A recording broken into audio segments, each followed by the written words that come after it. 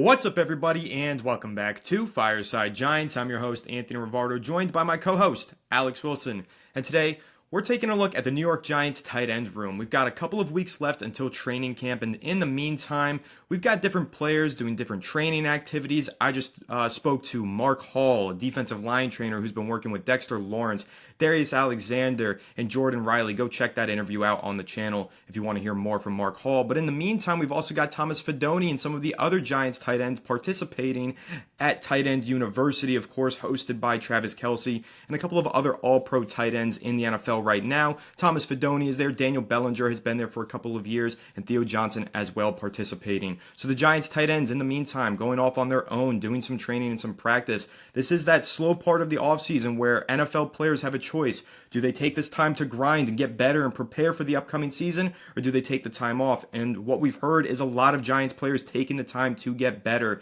not taking the time off, and instead putting the work in to prepare for this upcoming season. And that's what you love to hear. This Giants team really needs to bounce back this season, and having all of these players hitting the ground running as soon as training camp begins is one of the ways that we can ensure we'll get some improvement in 2025. So this tight end room is going to be headlined this season by not Darren Waller, because the Giants just traded him away after he retired, but instead Theo Johnson. He's the starting tight end this season, and honestly, I think he's a very underrated player. I was looking through some of his targets yesterday that were floating around on Twitter. I mean, the guy was making some plays, just the quarterback play was holding him back. But this season, I've explained this many times before, I have a lot more optimism going into 2025 because of the upgrades that the Giants made at quarterback, and I think that's going to have a major impact on the playmakers, including Theo Johnson and the other tight ends in this room. So excited to go ahead and discuss this tight end room and really look at Theo Johnson and what he can provide to this Giants offense in 2025. Alex, how are you doing today, my friend? And what are your thoughts on Theo Johnson as he enters the second season of his career? I'm doing pretty good, and yeah, I mean, Theo Johnson has a chance to really become a key component in this offense. The Giants didn't really add any playmakers to the offense this offseason. It's Darius Slayton coming back on a 3-year, $36 million deal. It's Malik Neighbors in his second year, Wandale in a contract year, and Johnson, and of course you get Cam Scatterbo and Tyrone Tracy. So, you know, this is going to be a pretty similar unit aside from Russell Wilson, who's at quarterback, and I do want to discuss kind of what Wilson will provide Johnson that Daniel Jones didn't, and that's general accuracy. I don't know if you guys saw that video on Twitter that was circulating of Theo Johnson's targets of last season, but the first 2 minutes of the clip is just Daniel Jones completely missing him. And you're talking about a guy who has a massive wingspan and catch radius, and just balls behind him in the dirt over his head, just so wildly inaccurate.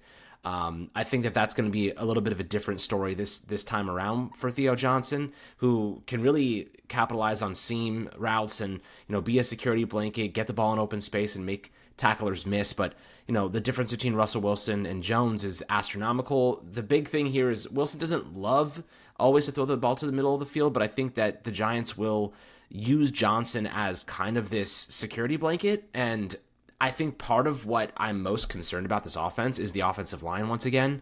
I know most people are expecting them to be bottom of the barrel because that's what they have been. They're just an Andrew Thomas injury away from being really bad again, which concerns me. This team did not really add competent depth, right? Marcus Bowe, I like him, but he needs a lot of work. They got James Hudson and Stone Forsythe. Like, they didn't really add that much talent, and let alone starting talent. And this group, you know, we've seen them fail every year. And last year it was injuries, and it happened again. They're expecting a lot. Carmen Brasillo has a big kind of task ahead of him, but if they do hold up, the entire offense is going to look much different. But I do think to protect Russell Wilson, and, you know, he had the 5th highest sack rate last year at 8.9% of any quarterback, and his pressure to sack ratio was 23%. So he does get sacked a lot, whether that be because of the offensive line or Arthur Smith's scheme. It can be debated with the Steelers, but I do think that getting the ball out of his hand quickly is going to be a really important factor. So do you think that Theo Johnson will have a big role in the short passing game, or do you think it'll be a nice blend of short, intermediate, and deep? I think that they will use him pretty liberally next year. Yeah, I think that Theo Johnson has a pretty unique skill set that separates him from most tight ends. and that skill set is really predicated on his athleticism. During his time at Penn State, obviously we didn't see this a ton last year because the Giants had a very quick passing game due to poor offensive line play and due to quarterbacks who refused to push the ball downfield last season. But when he was at Penn State, he was a tight end that could get vertical and could really split the seam of the defense and make some plays 20 plus yards downfield. He did catch a touchdown pass to the credit of Daniel Jones last season against the Commanders. It was kind of a deep one downfield up the seam. Again, we haven't seen enough of that over the last few years with the Giants. They haven't attacked the seams enough with the tight ends, but they have had tight ends with that ability, including Darren Waller. He also was not utilized properly. I mean, listen, I understand that he kind of gave up on the team midway through the season. He revealed that in an interview recently, and then of course he decided to retire at the end of the year. But even when Darren Waller was on the field, his best trait of athleticism and ability to attack vertically was not utilized properly. And I think we saw the same of Theo Johnson last season. Only saw some glimpses of it here and there. I think he had a seam route that he caught against the Vikings in week 1 and then not again until like week 7 versus the Commanders. And then that was kind of it. So this season with a quarterback like Russell Wilson, who actually can throw the ball into tight windows, throw the ball with anticipation, I think he'll get vertical. I think he'll make some plays up the seam. Now, you're right, Russell Wilson historically has not been the best passer over the middle of the football field, but that doesn't really take away from the fact that Theo Johnson is going to be able to get open also on the outside of the field and in the middle because he's 6'8". He is a massive frame and target for any quarterback to pass the football to, and that is no different for a shorter quarterback in Russell Wilson. Russell Wilson's inability to throw over the middle of the field as efficiently as others is not really related to the fact that he doesn't want to push the ball over the middle of the field, but it's really related to the fact that he is one of the shortest starting quarterbacks in the NFL, and as a result, it's a little bit hard to see over that muck in the middle. But with Theo Johnson being 6'8" and having that big wingspan and getting up vertical through the middle of the field, I think there will be no issues getting him the ball. Plus, on that film that you're talking about where, you know, the quarterbacks were just throwing dirt balls to Theo Johnson all last season, a lot of those were routes in the flat. He was running flat routes, he was running wheel routes, and he was attacking the outside portions of the field. It's not like all of his routes were in the middle. Of course, as a tight end, naturally you're in line, so you're starting closer to the middle of the field than as a wide receiver, but you are still attacking the outside and to the sidelines as well. And I think that Theo Johnson, because of his athleticism, also has an ability to create some plays with the ball in his hands and generate some yards after the catch. So running those flat routes, running those quick out routes, he can get the ball in a hurry and turn upfield, put his shoulder down and hurdle people. We saw him do that against the Dallas Cowboys as well. He can make some plays as a runner in space as well, which again is a unique skill set for a tight end to have, and it's all predicated on his athleticism. So I don't think there's going to be any problem with Russell Wilson getting the ball to Theo Johnson. I think he's going to get the ball in a more efficient manner as well with more accurate passes, and that's something that I've talked about time and time again. When you're looking at Russell Wilson and you're comparing him to some of these other quarterbacks that have played for the Giants over the last several years, something that separates him is the experience, is that veteran capability to read a defense and know this route's going to break open at this time and I'm going to have the ball out early. And that was something that we didn't see, especially last year. Think about how many times, and this is an example I've used before, how many times Wan'Dale Robinson would catch the ball 2 yards in front of the line of scrimmage and then immediately get tackled because the pass was inaccurate and he couldn't catch it in stride. Same goes for Theo Johnson. Now imagine if that ball was in stride and instead of being tackled immediately, they're able to turn the ball or turn upfield and create a couple of extra yards after the catch. You're talking about 3rd and 8 versus 3rd and 6, and that completely changes your playbook. You're talking about 3rd and 8 versus 3rd and 2 or 3rd and 4, depending on how many yards are generated after the catch. So the difference of quarterback play, just getting the ball out on time and accurately, allowing these receivers and tight ends as well to get the ball in stride should transform the Giants offense and create a much more efficient passing attack that instead of pushing the ball backwards and creating these 3rd and long opportunities actually creates 3rd and short and short yardage distances to go on those critical moments. And I think that's going to be the big differentiating factor that Russell Wilson brings to the table. And one of the benefactors of that is going to be this tight end room, because this tight end room I think is pretty athletic. Not only Theo Johnson, I think Daniel Bellinger has some pretty solid athleticism. Thomas Fidone as well is a pretty athletic tight end, the rookie that the Giants drafted in the 7th round. And even Chris Manhertz, looked at as more of a blocking tight end, but he's also done some things in a little bit of athleticism as well in the past with some run after the catch plays. So Alex, I want to get your take on that as well. When you're looking at this tight end room, it's pretty athletic. You know, Theo Johnson really stands out as an athlete, but Bellinger, Fidone as well. Giants have clearly put an emphasis on athleticism at the tight end position. How do you think that Russell Wilson and the quick passing game can maximize that athleticism through the yards after the catch? I mean, it's just going to come down to having a playbook that Brian Dable can actually use. And last year he had to rip out half of it. They couldn't throw the ball downfield. They couldn't operate a normal offense. They ran the ball as much as possible just to, hide the liabilities at quarterback. If they have a semblance of competency from Russell Wilson, if they can operate his full playbook, throw the ball downfield and do all the little things, there's going to be more space to work with. In the past, they would just stack the box. Short route concepts were immediately swallowed up. The running game was mitigated to a degree. Tyrone Tracy kind of outperformed there, and the offensive line was a bit better because they were just kind of, throwing big bodies into space. But, I do think that being able to use the full playbook here is going to create more opportunities for everybody. Malik Neighbors downfield, Wan'Dale Robinson will have more opportunities in space, and that's where he thrives. Theo Johnson will be able to attack the seams, doing a lot of different things in that regard. So, it really just comes down to Brian Daboll being an offensive coordinator. I think, we'll find out pretty soon over the next couple of weeks who's going to be calling plays, whether it's Daboll, whether it is Mike Kafka. I want to say it's going to be Daboll, but, who really knows? At this point, I think with your job on the line, you kind of have to take those responsibilities, but maybe not. We'll see how things go. Maybe Joe Schoen wants Daboll to give up that the play calling so that he can focus more on the full picture here and be the head coach. So we'll see how that kind of materializes. But nonetheless, the playbook's going to be the same. Just a matter of who's calling the plays. But, in my opinion, we haven't really been able to use the full playbook in years. I don't remember the last time we actually were able to expand the playbook to a point where, we were seeing the deep shots, we were seeing the intermediate stuff, the short, all of it come together. When everything is clicking, when you're able to expand, everything becomes more efficient. And the Giants have been one of the least efficient teams in football for a long time.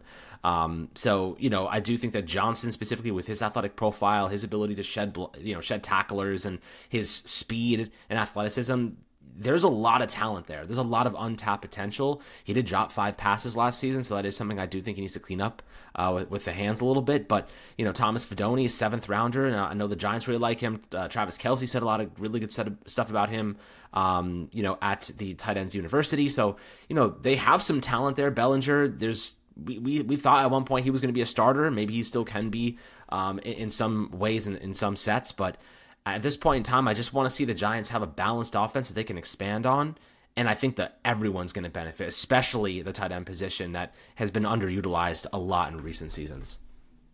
Most definitely has been underutilized. One thing that I will push back at here is the drops. I don't view those as a problem for Theo Johnson. I think he's pretty sure-handed. I think that as we discussed earlier, looking at all those targets that he was getting from these quarterbacks, they were terrible passes. They were inaccurate and they were hard to catch. And so a lot of these drops that I think get credited to Theo Johnson, to Darius Slayton, to Wan'Dale Robinson, I view them as more of the responsibility of the quarterback, throwing the ball wobbly, throwing it inaccurate, making it a difficult reception to make. And yes, while these are NFL players, you expect them to catch those more often than not. That's why he did put up 29 receptions with only 5 drops. A lot of those drops, in my opinion, were just accurate passes that were too difficult to corral. And I think that goes for several of the Giants' pass catchers. And that's why, again, I think that this quarterback change is really going to have such a positive impact on not only Johnson, but also Slayton and Wan'Dale, and even Malik Neighbors, I think, is going to hit another level with competency at quarterback. So this whole Giants offense should look completely different this year. I'm hoping that it results in wins and hoping that it results in red zone opportunities actually getting converted into touchdowns, because if you think back to a few years ago when the Giants did make the playoffs in 2022, they were one of the most efficient red zone teams in the entire league. Last year, they were the worst red zone team in the NFL. That's one of the reasons why they had such a low points per game, 31st in the NFL. I think it was somewhere around 16 points per game. So one of the reasons why they were so bad on offense last year is their inability to convert in the red zone. But you know who can be a key weapon for you in the red zone? Your tight end, Theo Johnson included. And if you think back to 2022, 3 touchdowns scored from Daniel Bellinger. Correct me if I'm wrong, but I think all 3 of them were scored within the red zone. Even one of them was a rushing touchdown from on the goal line. So clearly, there is an understanding from Brian Daboll about how to get these tight ends involved and how to convert in the red zone, but he didn't have the personnel at quarterback to get it done in an efficient enough manner over the last 2 seasons. But now with Russell Wilson, an experienced veteran, I can even think back to red zone plays, Giants versus Steelers, when Russell Wilson was starting on Monday night in October of last season, and he threw a red zone touchdown pass to tight end Pat Freiermuth. So I think that you'll see a replication of that this year Russell Wilson knowing where to go with the football and having the ability to get the ball to his tight end in the red zone and create some red zone opportunities into touchdowns, or convert them rather. So I think that scoring in the red zone is going to be one of those keys here for the Giants. But Alex, we've talked a lot about Theo Johnson here. That's the main topic of the episode is, we kind of see him as a breakout candidate going into the second season of his career. But the rest of this tight end room, you've got Daniel Bellinger, who's kind of on the roster bubble now. He's the highest paid tight end in this room, and he's viewed as tight end 2, maybe even tight end 3 at this point, based on where he was getting reps during the spring. Could he be a cut candidate, and could Thomas Fidone be the guy that ultimately pushes him out of the door? What are your thoughts on that? And I'll add an extra piece of context to this. I believe only one Joe Schoen draft pick in his 3 drafts so far has not made the roster coming out of training camp. So the likelihood of Thomas Fidone getting released is very slim. You would expect him to make the roster and somebody else get released as a result. And again, because you can save so much money by cutting Bellinger, meanwhile he's not the same caliber blocker as Chris Manhertz, it would lead me to believe that Bellinger would be the odd man out. But I do want to get your take on that, whether or not you agree, and what you think should ultimately happen here with that tight end room. Yeah, I mean, that's a good question. At the moment, Bellinger's entering the final year of his rookie contract, right? So you have to ask ourselves, he's probably going to be walking anyway in free agency after this season, I have to imagine. They're probably not going to roster 3 tight ends. I would be hard-pressed to say the Giants would, if they put Fidone on the practice squad, they probably lose him. I don't know. I mean, he's been definitely turning some heads. I know, getting some really good reviews, so you don't really want to dabble in those waters. They could use Theo Johnson as like a jumbo slot and like consider him like a receiver / tight end. You could kind of go that direction, justify having 3 tight ends. But I don't know. Like, that's kind of the question they have to ask themselves is like, are you going to roster all 3 of those guys? Is Bellinger worthwhile keeping? I think for now, I'd probably say yes. They're definitely going to hold 3 tight ends. I think that's necessary, but the 4th is the question here. Who's the 3rd one? Chris Manhertz. Oh, Chris Manhertz, tight ends. I think you probably end up cutting Chris Manhertz most likely, just because Bellinger isn't his strength blocking. So I figure no. I mean, I guess Chris Manhertz is a designated blocker. Like, he's basically a fullback, but a tight end. Do you need a guy like that? Like, can you justify rostering a guy like that if he's not going to contribute? Considering he's $3 million cheaper than Bellinger, probably. I guess. But if you lose Theo Johnson for whatever reason, Bellinger's not the receiver that Johnson is, so your offense takes a hit from the tight end position in that regard. Or you could use Fidone as a receiver in that case, but obviously he's still learning the offense and whatnot, and the knee injuries are a bit concerning, but they're not an issue at the moment. What do you do in that instance? Like, who's your guy? Who do you replace Johnson if he gets hurt? Like, how are you replacing his output, I guess? I would think that you are only making the move to release Bellinger if you feel comfortable with Thomas Fidone. So it's going to come down to how Thomas Fidone performs through training camp. But if Thomas Fidone looks good enough, then I think that would be your replacement plan for Theo Johnson, or you would have to hit the free agency market or the waiver wire. Yeah, I guess that makes the most sense. And then Bellinger saves $3 million. What do we use that money on? Like, where would you apply that money if you were to cut Bellinger? Probably the offensive line. I wouldn't apply it. I would just hold on to it because you have to have money going into the regular season as a result of injuries, like you just mentioned. If you have an injury, you have to make a replacement. So you have to have insurance money, and right now the Giants don't have any. They do not have any. That's true. And I guess they could restructure, but I guess you don't want to go in that direction because they've already done that to Burns. I would think that, yeah, you could save the money. If you have a need, like, something happens to the offensive line, you could use it there. They'll probably hit the waiver wire and add some pieces as they usually do because the depth on this team is still in development, I would say. But right now, I mean, if you could save Bellinger's $3 million, Chris Manhertz, he's not going to offer you much as a receiver, but he can be a good blocker / fullback. I mean, that's a decision I guess we'll see in a couple of weeks. But you're right, like Fidone's development, what he does during training camp is what will probably determine that decision. If he can be a good receiver, then I think you probably feel better about letting Bellinger go. If he doesn't show out and doesn't have some good developmental weeks, you probably have to keep Bellinger just as a security blanket for Theo Johnson. So I guess we'll find out over the summer, but it's an interesting position battle to keep an eye on. Most definitely. I think it's clear and obvious that Theo Johnson has locked in the tight end one job, but behind him, I definitely think there's a position battle and even a roster battle with some jobs on the line. So I'm curious to see how that shapes out, and it's definitely the tight end position is one of those that I'm going to be keeping a close eye on throughout training camp, which really is right around the corner. We've got training camp, I believe it kicks off for the veterans on the 23rd, and I think it even kicks off for the rookies on the 15th, so it's pretty much just a week from tomorrow, the rookies start reporting to the building and training camp unofficially begins. So we've got Giants football right around the corner. It's going to be here sooner than you know it. And it's going to be a lot of fun. We've got a lot of great stuff planned here on the channel. So really looking forward to all that and excited to discuss training camp and excited to hit you guys with some surprises in the meantime over the next couple of weeks because we've got some stuff cooking and planned for you guys. So look forward to that. Make sure to leave a like if you enjoyed. Subscribe to the channel if you're new. Ring the bell so you don't miss an episode. And comment your thoughts down below in the comment section. If you're listening to Apple or Spotify, make sure to leave us a 5-star review. Go ahead and follow us on all our social media channels at Fireside Giants. Without further ado, we'll catch you on the next one. Have a good one. And let's go New York Giants.